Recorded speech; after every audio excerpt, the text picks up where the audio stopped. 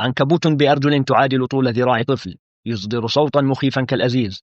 إنه عنكبوت آكل الطيور، أضخم عنكبوت على الأرض من حيث الوزن، إذ قد يصل إلى 170 جراما، وبأرجل تمتد أكثر من 30 سنتيمترا. يعيش في غابات الأمازون المطيرة، ولا ينسج شباكا لصيد فرائسه، بل يترصدها على الأرض كالوحوش، فيفترس الحشرات الكبيرة والضفادع والسحالي والفئران، وأحيانا طيورا صغيرة.